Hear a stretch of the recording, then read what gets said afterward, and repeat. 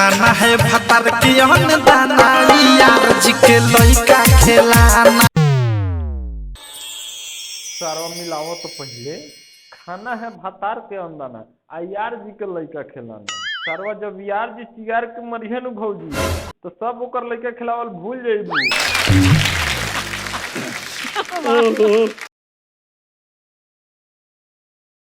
तो का हाल बा भाई लोग, ठीक बानू? आज हम बात करे वाला बानी ऑर्केस्ट्रा स्टार अवधेश प्रेमी के बारे में।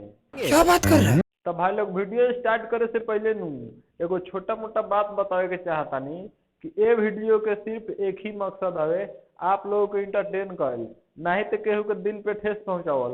हंसिया लोग और हंस के भूल जाइए लोग। अच्छा हे भौजी के का नाम बानू कि 10-20 देव तक काम नहीं होई। तो ए भौजी एगो काम कर, जब काम न होई नु 10-20 में तो खाली सुंघा द, कम से कम नाम तो होई नु। 50 दे बिया उतनी टोई। अरे वाह, का काम कइले बारा सरौ, भेष धइले बारा साधु के आ काम कइले बारा साधु के। ले 50 तनी आओ का दो टोई, 50 रुपया में टोईब हम लान न चटबो सरौ।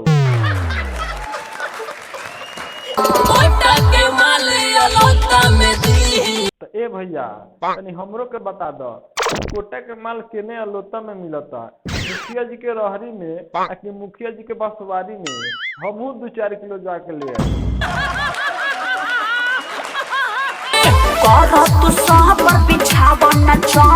अरे ए भौजी सबर करे करे सरवा हमर 2-4 साल बीत गइल, चदर लेके साला कब ले हम नंबर में बारी।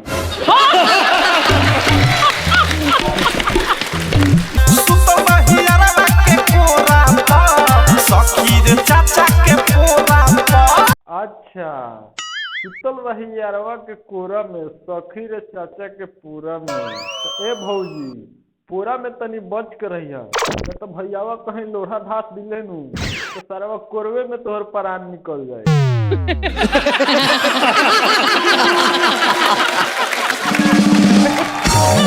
जबे धरैनी गोर हाथ बांध के कइले खूबे पिटाई हो।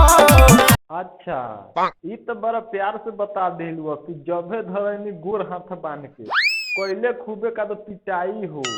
आ रात जौन पोरवा पकइले बारू दुनु गोरे ऊ कौन बताइए भौजी?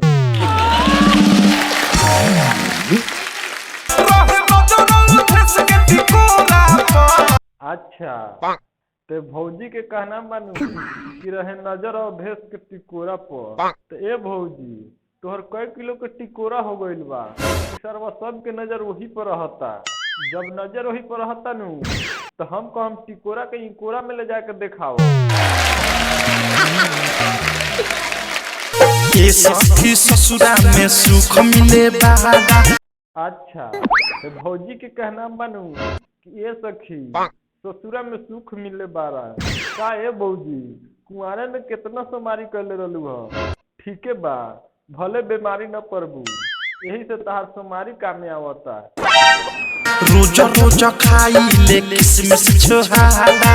अच्छा ते भौजी के कहना मानू कि रोज रोज खाई ले किसमिस छोहाड़ा, राती खुनी बिना पाइप वाला जो फ्रूटिया पियावे रे भैयावा ऊ तोहर यारवा के कही का?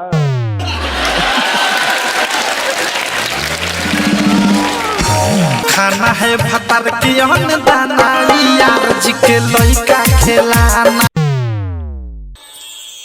सारा मिलाओ तो पहले खाना है भतार के अंदाना आ यार जी के लइका खिलाना।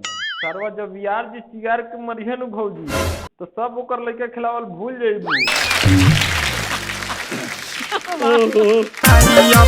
के मौगी से चलेला सखियाना। अच्छा सरवा कहत तनी कि भौजी काहे यार जी के लइका खिलावता? भौजी तो ओकरा मौगी के सखी सखी कह के जाके रोज भट्ठी में ठोकवावता। केहू से डेराई नहीं चले नियट के, दिन भर खेलाई ले दुआरा पर बैठ के। अच्छा तो भौजी के कहना मानू केहू से डेराली नहीं चले नियट के, आ दिन भर खेलाइले दुआरा पर बैठ के। अगर ये बात तोहर मारदा जान गेल नु भौजी तब मार के पिछाड़ू से सरवा गर्दा उड़ा दी तो। आज के वीडियो नु भाई लोग यही पे खत्म करतानी। अगर वीडियो अच्छा लगल नु तो हमारा चैनल के सब्सक्राइब करके साथे बेल आइकन जरूर प्रेस कर दें ताकि हमारा ऐसा ही जितना भी गड़फाड़ वीडियो आवे नु सबसे पहले आप तक पहुँचे। और फेसबुक पर देखता नहीं तो हमारा पेज के जरूर फॉलो कर लें।